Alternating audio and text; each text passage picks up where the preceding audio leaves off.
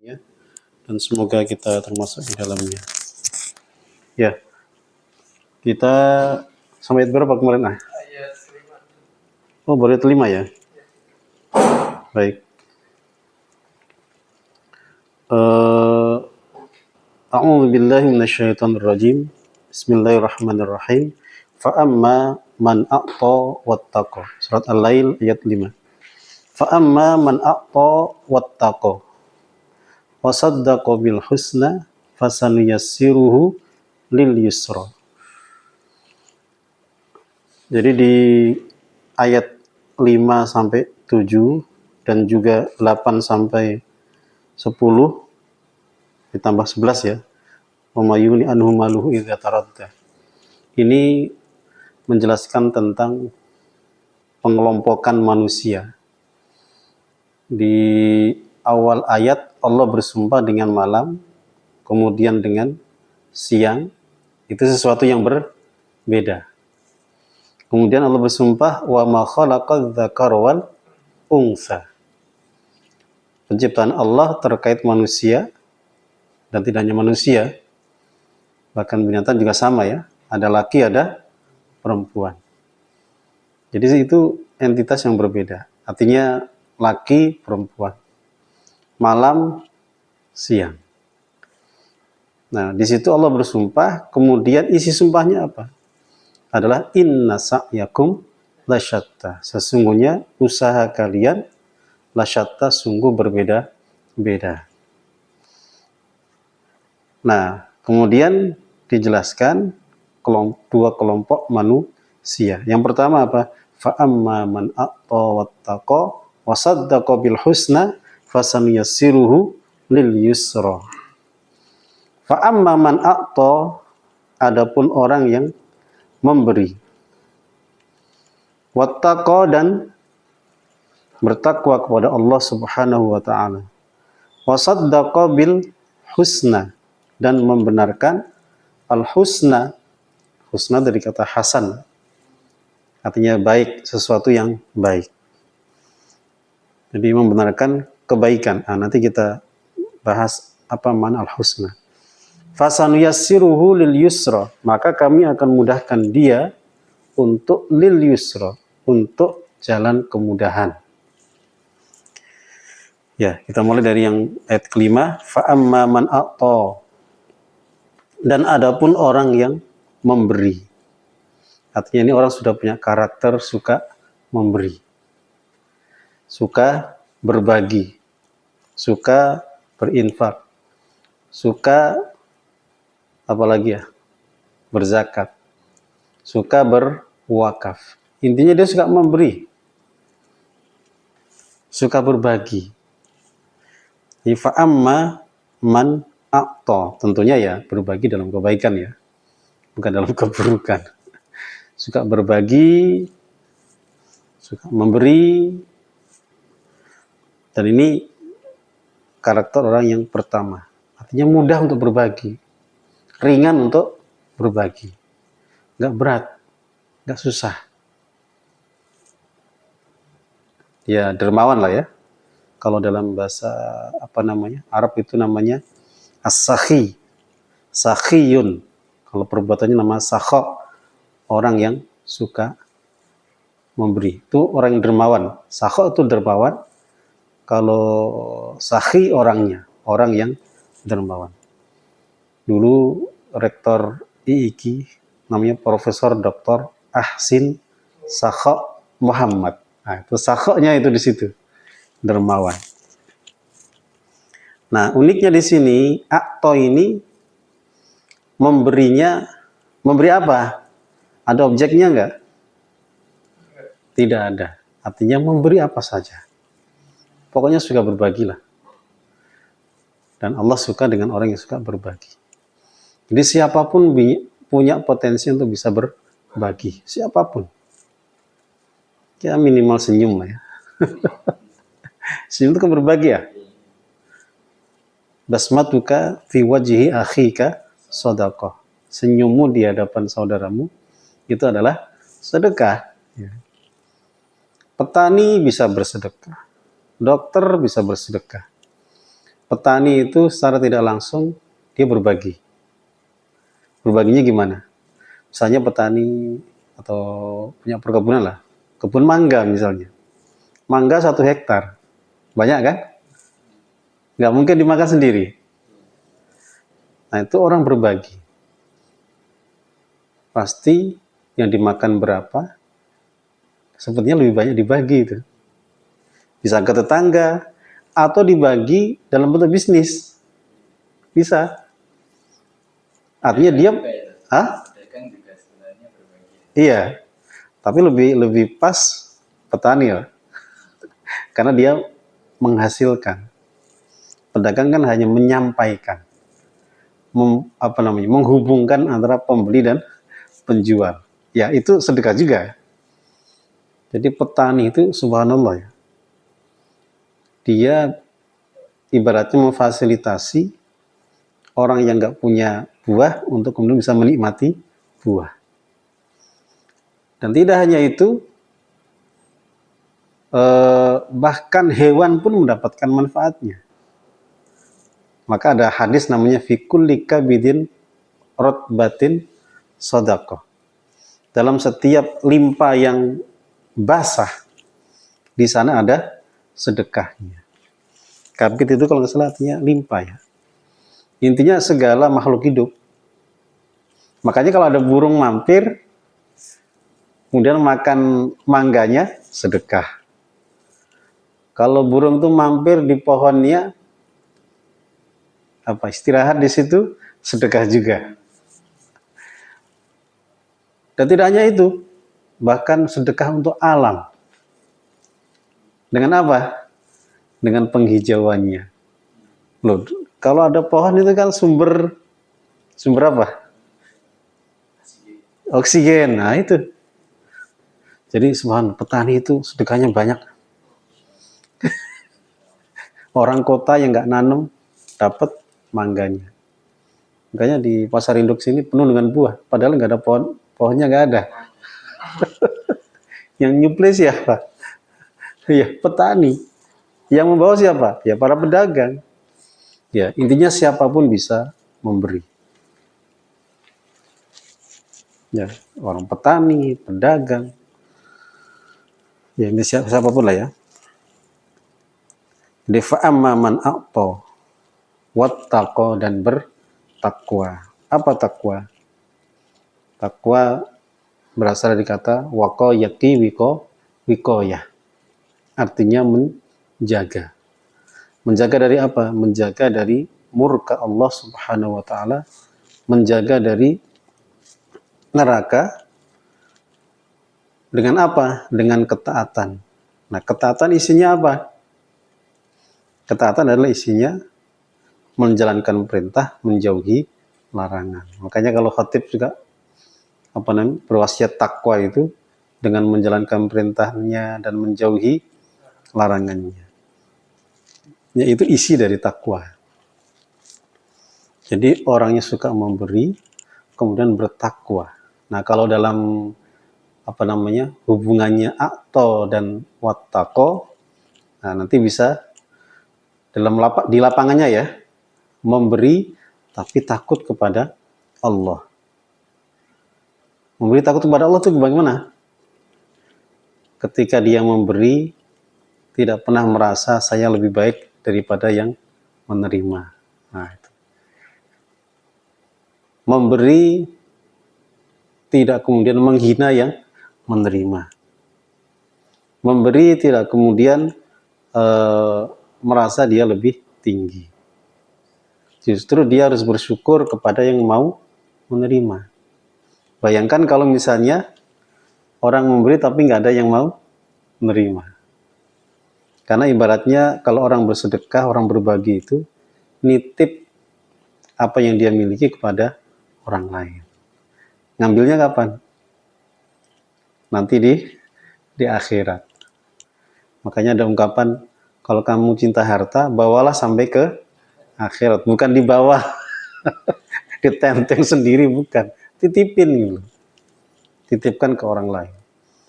Ya kembali ya, jadi memberi dan bertakwa. Jadi Nggak pernah merasa dia ketika memberi terus kemudian dia lebih baik.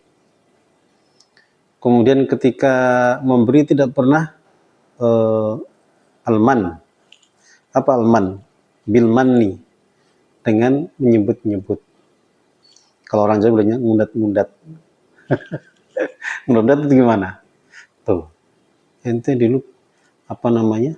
Bisa kayak gini, siapa yang ngasih? Iya, itu alman. Mundat-mundat, ngungkit-ngungkit, disebut-sebut lagi. Nah itu otomatis langsung sering hilang. La tubtilu shadaqatikum bil manni. Manni itu ya al-mannan itu ya.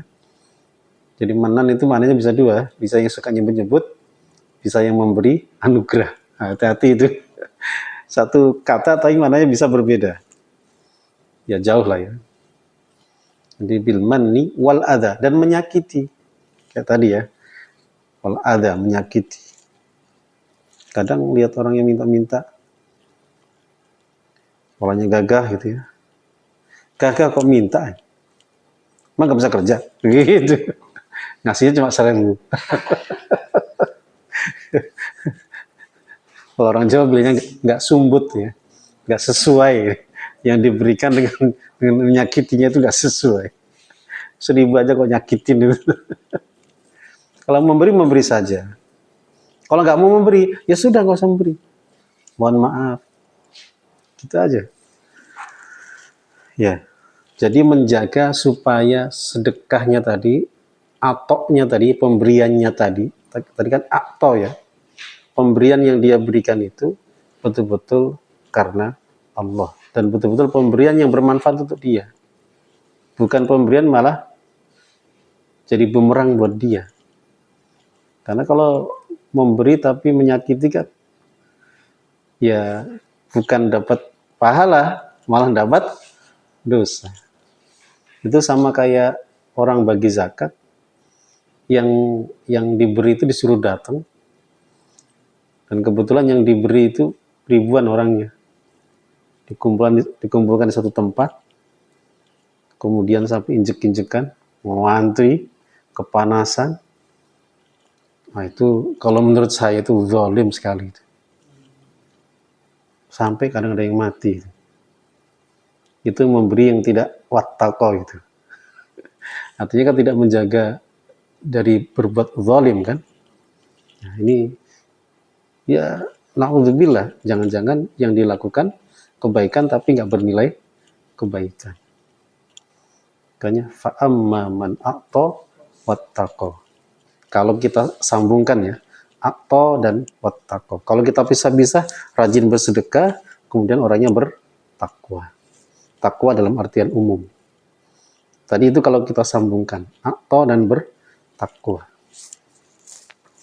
Kemudian wasaddaqa bil husna.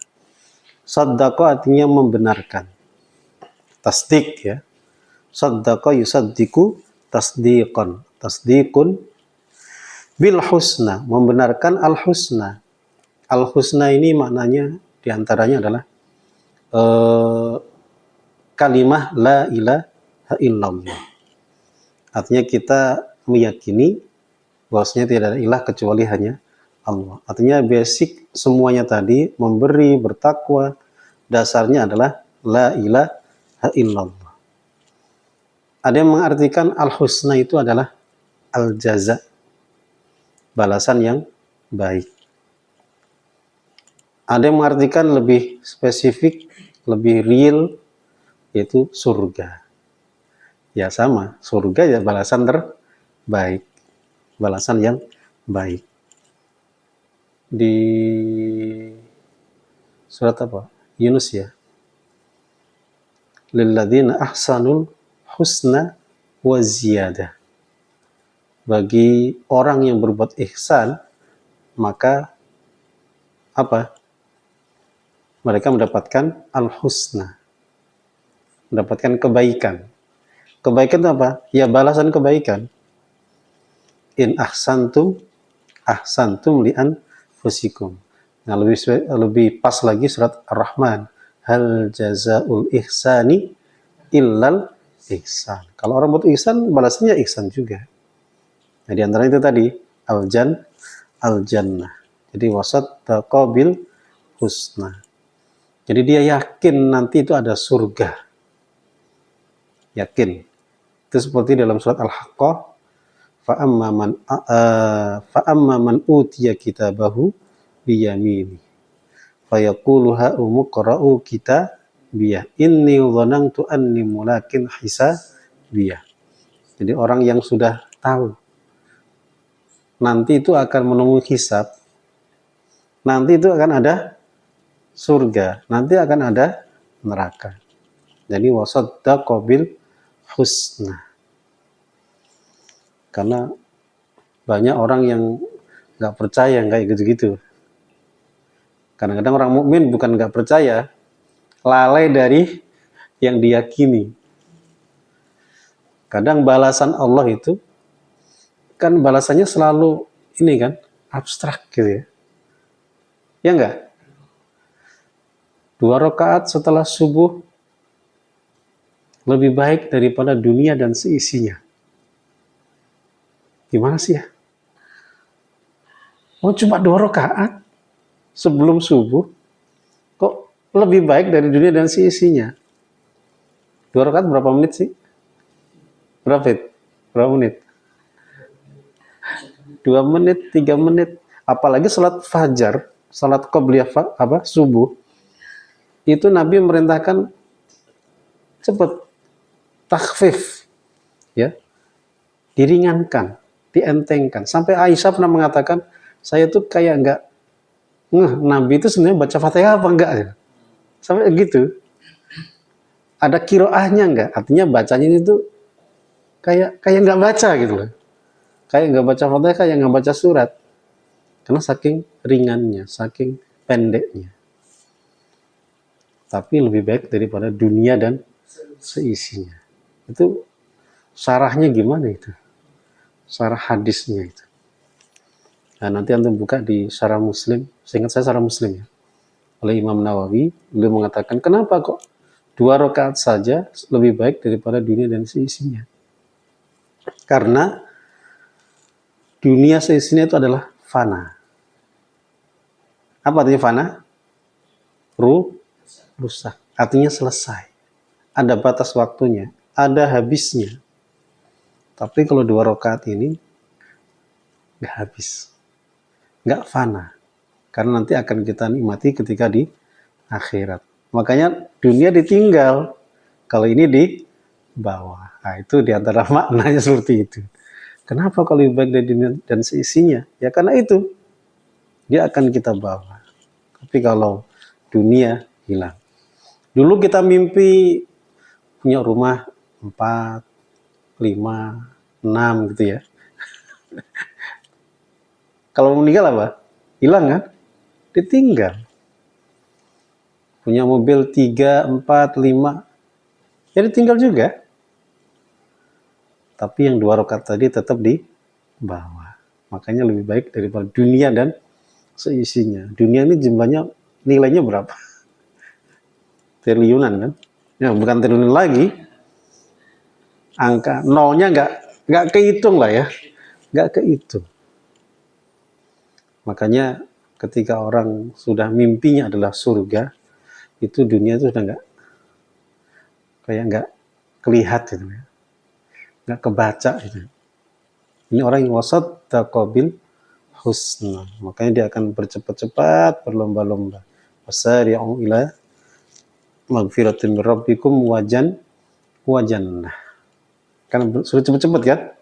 Suruh lomba-lomba. Wa fi dzalika falyatanafasil mutanafisun. Dalam hal seperti itulah harusnya orang-orang berlomba-lomba. Jadi kalau orang yakin dengan surganya Allah, maka dia akan tentunya akan pengen cepet, pengen nyampe, pengen segera sampai di surganya. Jadi wasaddaqa bil husna. Kemarin kita bercanda orang masuk surga itu masih ingat nggak? Hah? Dipaksa kan? diiming-imingi terus. Kali masuk neraka di apa? Jadi seolah-olah orang masuk surga itu dipaksa, di bawah paksaan. Tapi kalau neraka orang masuknya dengan penuh keikhlasan. Ya, orang kalau bermaksiat itu merasa nikmat apa enggak sih? Seneng nggak gitu? Itu kayak lagunya Roma itu. Mengapa yang enak-enak itu diharamkan gitu? Itu nafsu ya. Makanya surga itu huffat bil makarih, diliputi dengan sesuatu yang dibenci. Makarih itu jamak dari makruh, yang dibenci. Dibenci oleh siapa? Nafsu. Karena nafsu pengennya yang enak-enak. Ya ibaratnya kayak kata anak-anak, muda leha-leha, muda foya-foya ya. Tua kaya raya, mati masuk surga. Nah, semuanya enak aja gitu. Padahal ke surga ini ujiannya banyak. Tapi kalau orang yakin dengan surga, maka apapun dia akan lakukan. Bukan dia ingin cepat-cepat. Tapi seringkali kita memang lalai. Kita terbawa oleh nafsu kita. Seolah-olah kita nggak yakin dengan surga. Ada peluang, ya sampein aja lah. Jangan saya. Seolah-olah kita nggak pengen gitu kan. Seolah-olah surga itu untuk yang lain, bukan untuk saya. Tapi kalau wasaddaqa bil husna, ini siap, saya saja gitu. Tapi memang berat. Maka fasan yassiruhu lil yusra. Maka orang seperti ini akan kami mudahkan lil yusra, kepada jalan kemudahan. Jadi yusra itu maknanya kemudahan. Tapi kalau nggak salah diterjemah kebaikan ya antum di situ ya. Tepat. Kemudahan ya. Oh bagus kalau gitu. Kebahagiaan. Ya intinya yusra itu jalan kemudahan. Karena memang yusra memang mudah artinya aslinya kan. Di kata kerjanya kan fasanu yassiru, dan kami akan mudahkan dia lil yusra, untuk jalan kemudahan. Artinya ketika orang aqta wattaqa wasaddaqa bil husna, otomatis nanti Allah akan mudahkan untuk jalan kemudahan. Jalan kemudahan baik ketika di dunia maupun di alam kuburnya maupun nanti sampai di akhirat. Ya semua jadi mudah. Ya bagaimana nggak mudah? Di dunia merdeka kan? Artinya hanya menjadi budak Allah, menjadi hamba Allah. Kalau jadi hamba Allah kan merdeka. Tapi kalau hamba yang lain, nggak merdeka. Ta'isa abdud dinar. Ta'isa abdud dirham. Celaka hamba dinar. Celaka hamba dirham. Celaka hamba pakaian. Celaka hamba. Pokoknya kalau jadi hambanya makhluk, tersiksa. Tapi kalau hamba Allah merdeka. Ya, jadi fasanu yassiruhu lil yusra. Kami mudahkan dia untuk menuju kepada jalan kebaikan. Nah, kalau kita baca tafsirnya Ibnu Katsir, ini kan Syekh Wahbah Zuhaili ya. Kalau di tafsir Ibnu Katsir itu beliau mengutip kata-kata hikmah itu ya. Jadi jazaul hasanah al-hasanatu ba'daha. Balasan kebaikan adalah munculnya kebaikan setelahnya. Ini beliau mengambil ayat ini yang ke berapa ya? 7 ya. Jadi orang yang suka memberi, bertakwa, membenarkan balasan Allah yang baik. Artinya ini orang yang penuh dengan amal-amal kebaikan. Produktif dengan amal-amal kebaikan. Maksudnya adalah ketika orang menyibukkan dirinya dengan amal kebaikan, maka Allah akan mudahkan untuk melakukan amal kebaikan berikutnya. Jadi ya makna gampangnya, kebaikan itu balasannya apa? Kebaikan itu diterima oleh Allah, kebaikan itu betul-betul sebuah kebaikan apabila melahirkan kebaikan berikutnya. Gitu ya. Kalau kebaikan kok hanya sekali kemudian selesai gitu, nah itu nggak produktif. Jadi yang kebaikan yang baik itu ya kebaikan yang menghasilkan kebaikan berikutnya. Maka di sini fasanu yassiruhu lil yusra. Kami mudahkan untuk menuju pada jalan kemudahan. Artinya dimudahkan, diringankan. Seperti Rasulullah SAW itu kita bahas di surat Al-Insyirah itu ya, dilapangkan dadanya. Wahyu diturunkan. Quran dimasukkan ke dadanya. Tidak hanya wahyu, beliau juga bisa mengamalkan. Beliau juga bisa menyampaikan. Itu namanya fasaniyasiruhu lil yusra. Ini kebaikan yang bertubi-tubi. Kebaikan yang melahirkan kebaikan berikutnya. Makanya tanda amalan diterima itu adalah diantaranya memproduksi amal kebaikan setelahnya.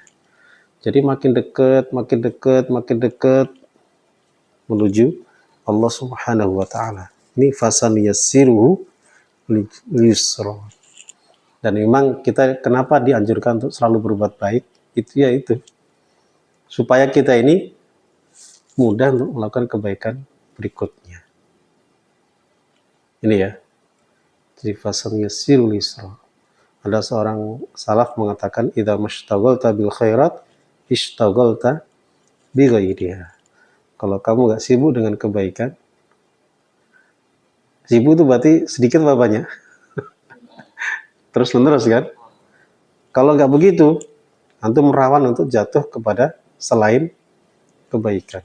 Idza mashtaghalta bil khairat ishtaghalta bi ghairiha. Kalau engkau tidak sibuk dengan kebaikan, rawan nanti ente akan sibuk dengan kebalikannya, yang selainnya. Yang selainnya apa? Ya keburukan. Makanya apa? Islam itu apa? Tarkuhu mala yakni. Jadi antara tanda min husni islamil mar'i tarkuhu mala yakni. Hadis berapa itu? Al-Bain Nawawi ya. Iya. Di antara tanda kebaikan Islam seseorang adalah ketika dia bisa meninggalkan hal-hal yang tidak mendatangkan manfaat bagi dirinya. Baik. Ayat berikutnya, masih ada waktu ya? 5 menitan lah ya. Wa amma man bakhila wastaghna. Adapun orang yang bakhil, wastaghna, dan merasa tidak butuh kepada Allah. Wa kadzdzaba bil husna, dan mendustakan al-husna, balasan yang baik.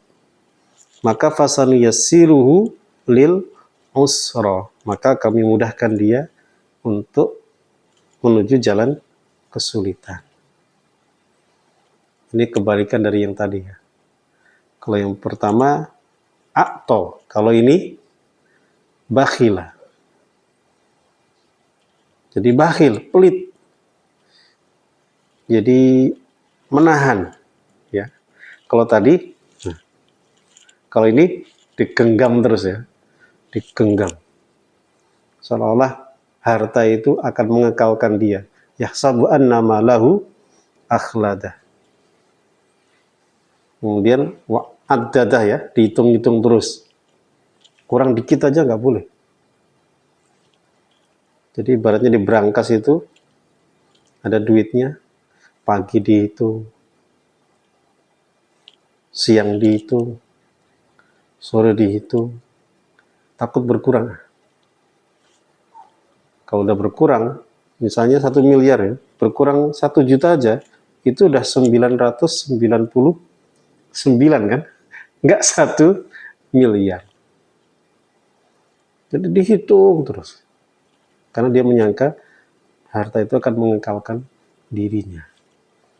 Seolah-olah kalau harta ditahan sama dia itu baik buat dia. Ini orang pelit kan begitu. Gak mau membantu orang lain. Pengennya senang sendiri. Nah itu egois. Egosentris. Ya pengennya senang sendiri. Orang lain mau apa, terserah. Orang lain susah, apa urusan saya? Gitu kan. Duit saya banyak, duit dia sedikit, ya makanya kerja. Gitu. Enak betul. Saya yang kerja, dia yang apa? Dia ngerasain. Harusnya saya yang ngerasain dong. Kok dia yang merasakan? Kalau mau enak, ya kerja dong. Kerja keras dong. Ya gitu. Jadi dia nggak mau berbagi. Wa ammam bakhila. Orang yang pelit. Pelit yang biangnya pelit apa? Asyuh. Asyuh. Ada namanya syuhun muta'. Kepelitan yang ditaati.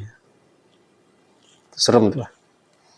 Jadi syuh itu induknya bakhil. Jadi bakhil itu masih ya buruk juga, tapi lebih buruk lagi adalah asyuh.